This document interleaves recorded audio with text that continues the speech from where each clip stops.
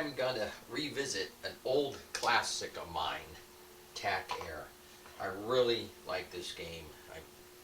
In the last video I put up, I was talking about some strategy, and I just showed screenshots of how the game progressed. And this one I'm going to do more play-by-play and just show people how this one's done. And in the other video I put up, I did a strategy that I call pick and roll, and that is where the 51st Russian tank division comes on this side, up high in the higher elevation up here, comes through Komok and crosses over here and kind of protects the flank of this Beirut exit that we're looking for. And as this was setting the pick, the 6th Guards tank division rolled and took on the Germans here. The 18th Guards motorized protected the flank also of this maneuver. And then I showed how I used the American 3rd Mechanized to defend.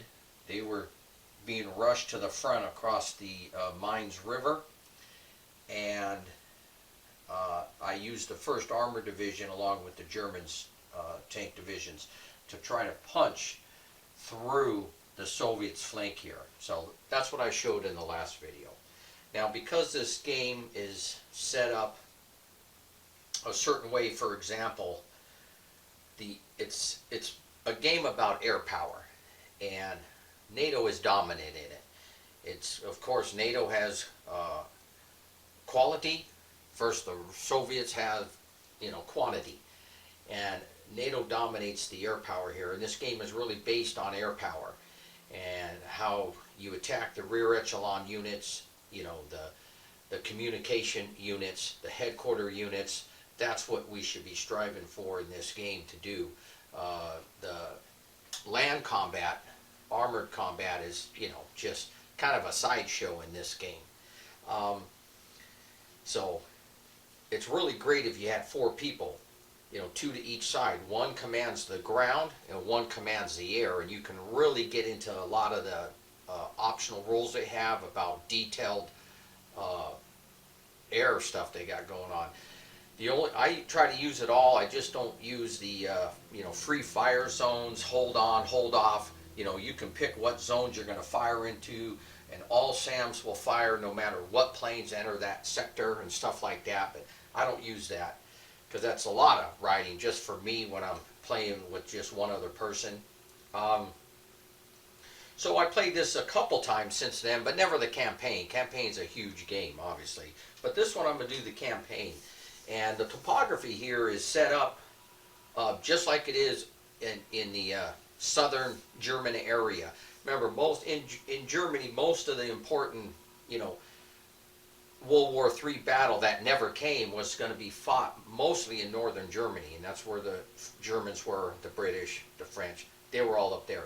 The American 7th Corps was down in the Frankfurt area, based out of that side, and the topography here covers like the Hof corridor, the Fulda Gap section. And this is what our air-land battle doctrine was based on. And it was for a known theater of war against a known enemy, and that's how we built our army. Now, of course, our new doctrine is a multi-operational doctrine now that encompasses a strategy level operations, where the air-land battle was specifically tactical operations. Anyways, I really like this game. Now, because according to the rules and where this takes place, the Soviet Air Force can enter on the east side or the north side of the board. Okay? The NATO can enter from the south side or the west side of the board. So if you fight on this side of the board, NATO aircraft can come in right here and just do what they want. They're going to control this side of the board. Therefore, every time I play the campaign game, I never fight on this side of the board. I always fight on this side. This is where the Soviets can get their air power on quick. do some damage and get off the board before NATO, controls them and destroys them. Also, the 51st Tank Division is allowed to come on this side right away. The other tank divisions don't come on till like turn 2. So, now, the Americans, they stand down a lot. They only have so many forward brigades operating. Everybody else is stand down behind in their bases. So it takes a while for NATO to get their brigades going up there, their regiments. Now, with that being said, like I told you in the last video, I showed you the pick and roll I liked. This one, I'm going to do what I just call the I formation. I'm going to bring the 51st on, just punch right to Beirut as fast as I can and as hard as I can. Waste the entire division. And that's not to say, oh, it's just a board game and that's why you can waste everybody. No, I believe the Russians would definitely have that in mind. They will just roll over you with, their divisions and then keep them coming. And that's why there's a rule in this game. The Soviets are allowed to rebuild. That's destroyed regiments. They're allowed to rebuild 4 of them. 4 times, basically. So I can take the entire 51st Division and waste it getting into this area, and I can bring them back on after. So, not the entire division, obviously, the assets and the headquarters and stuff, but the regiments. 4 of them. All 4 I can lose, all 4 Russian regiments, and then bring them back on. So that's the plan. They're going to punch in here as fast and as hard as they can, and the 6th Guards Tank Division is going to come right behind them. That's why I call it the I formation, right? The blocker punches in, and the 6th comes in behind them, and we're going to do all the fighting right here to get off the board. We get points for getting off the board, and that's kind of a catch-22, because you don't want to just run like, oh, I'm going to run 3 tanks off the board. I can get 3 off the board here, and you get 3 points. But now you just took 3 tanks away from you, fighting here and destroying NATO units. So you have to really control this area, get it open, and once you control this, then, run a whole division off. So, as the 51st is going to punch through, the 6th is going to come in and punch through, the 18th will kind of ride the flank a little bit here and do all the protection here. So the entire fighting is going to go here. You'll notice on the last video I put up, the fighting was all spread out along here because the Americans are going to punch in here. Now, the Americans, for their part, obviously I know what I'm going to do as the Russians, but, another player may not know what I'm going to do. So for the Americans, I'm going to set up always the way I would, not knowing what the Russians are going to do. I do know the 51st comes in on this side, and I know the other divisions come in from up there. So we're only allowed 1 brigade to set up anywhere we want. And it's a very powerful American brigade. It's the 2nd Armored Cavalry Regiment. So that one I always set up in this area because I have to watch the 51st if they try to punch in just like I'm saying I'm doing. So I always set up the 2nd Armored Cavalry Regiment over here. Oh, and then I'm allowed to set up my Hawk systems anywhere. So I do set up the Hawk systems like this, sort of in this general area to, watch this area, keep an eye on this area. I don't set up too many here, but I don't like to get caught, thinking the Russians aren't going to fly planes on this side. So I do set up a couple watching this side, but most of them are watching this center right here. And I use at least 1 Hawk regiment to watch this side.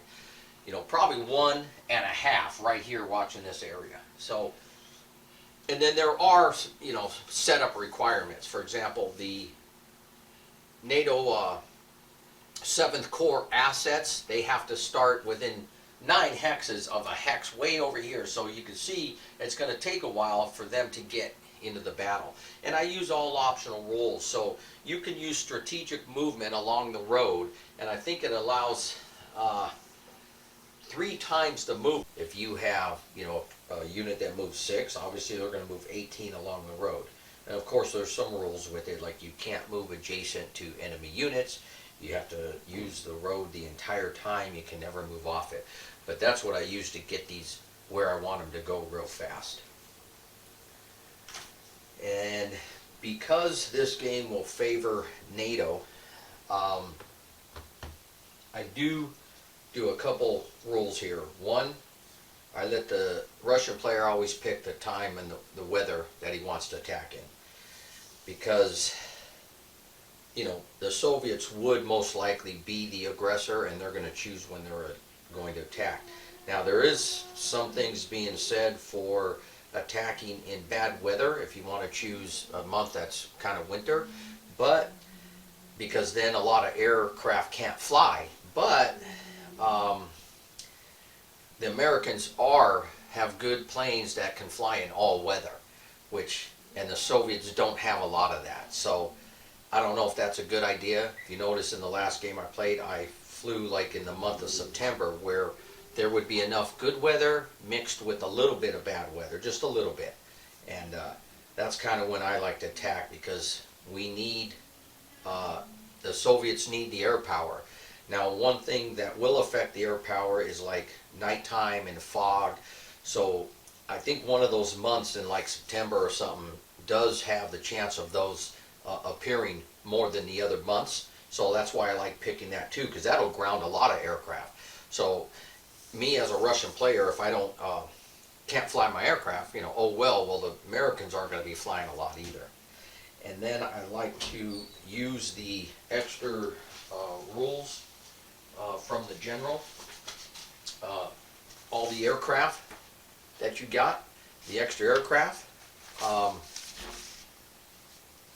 and now for the Americans, it says add this, add this, add this, and remove these other aircraft because basically they were updated. And I do that. But instead of taking out all the Warthogs, A-10s, like they say to do with to replace them with the F-15 Strike Eagles, I leave two A-10s in there because what's what's Tac Air without some A-10s? I mean, it's on the cover of the box, A-10s blasting, Russian tanks. So I leave a couple A-10s in there.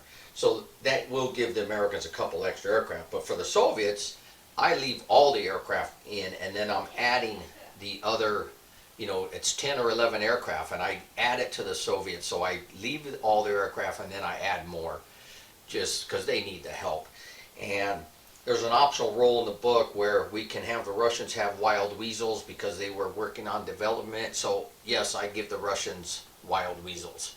So, and I think I give them four. I designate like four aircraft or maybe five to wild weasel aircraft. And we'll talk about that as we do the game. Now, what I've decided to do since playing the last video I put up in this one was to use an impulse movement for the aircraft. And I got this from Flight Leader. Flight Leader, the basic game, you just moved hexes and, uh, swooped down on another plane. And it made the game very stagnant, very, uh, not very exciting. And but their optional rule was the impulse movement, and that really enhanced the game and made it more exciting. So that's what I wanted to try here. And then I was looking at the Board Game Geek, and I guess the General had put out somewhere where you use uh, 5 hexes. The aircraft only move 5 and not 10 per air round, and you increase the air round to 20. What I decided to try here was 3 hexes because I think that's even more exciting to move 3 hexes. Now, there's a couple things that we have to modify for that. One is the electronic control aircraft, because the electronic control aircraft, at its last known hex before it exited the board, it has lasting electronic effects throughout the entire turn till the next air phase. Well, if you're only moving 3 hexes, that means you got to get 3 hexes to the edge of the board, and then the effect is obviously a lot less than being able to be 10 hexes away from the edge of the board.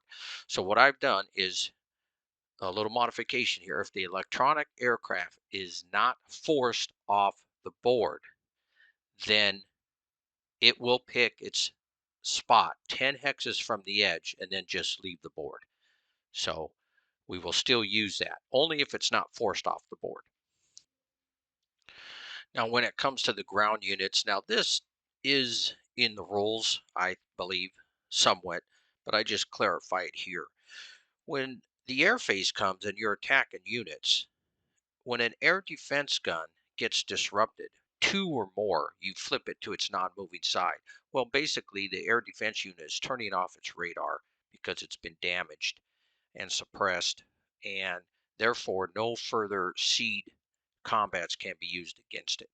However, ground units and helicopters, I do not do this for.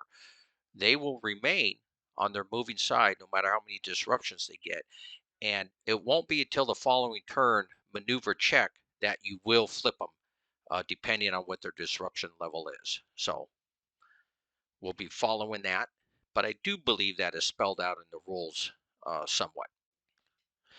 Now, in my old video I had put up, I toyed with the artillery uh, design a little bit. In other words, the phasing side will conduct indirect fire. The non-phasing side can conduct indirect fire or counter battery, and that's the end of it. In the old video, what I was doing was I was allowing one side to conduct indirect fire, then the other side conduct indirect fire and counter battery. Then I was going back to the phasing side, and any artillery units it had available, it can now conduct counter battery against firing non-phasing units.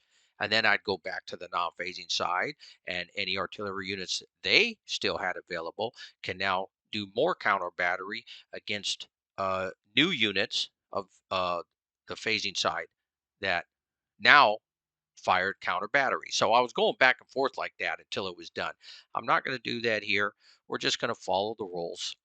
And it's basically phasing side, indirect fire, non-phasing side, indirect fire, and counter battery. Now, one thing that does happen here in the game is the Americans, because they're going second, they have a decision to make with their artillery. They either decide to move their artillery or they decide to fire it during the Soviet turn. So if they fire it during the Soviet turn, it becomes they have to flip it to their non-moving side as being used. Now I know there other people have modifications for that. I do not. The Americans are going to have to decide if they want to move that artillery gun or use it. And to me, it kind of makes sense if you're being advanced upon by the enemy. I mean, your gun's either going to have to decide to stay there and support your units or get the heck out of Dodge. So, and that just goes with being not having the initiative and the other side having all the initiative. So that'll remain the same. So we'll just keep the artillery rules the same. And rule number 5, because this game doesn't have overrun rules, I find it pretty hard to believe that a headquarters unit or a supply unit will hold off a battalion of modern tanks. Now, I know it has happened before. I'm not saying it hasn't. You will find, examples of it in World War II, but I would say here I don't like that happening in this game. So basically, when combat units are destroyed, especially for the American side, they have more headquarters and supply units than the Soviets. They just come out and they block the Soviet advance with these headquarters supply units. It's really kind of crazy. So my role is when the combat units of a regiment are destroyed, you will remove the headquarters and supply units. That would just seem more realistic to me. The headquarters supply units will be reattached somewhere else or refitted with new units. And so we take them off the board. And when I say combat units, that is every battalion in the regiment that has a zone of control dot. When those are gone, then that's when you remove the headquarters and supply units. And that's it for my home rules. Next video, we'll start the setup.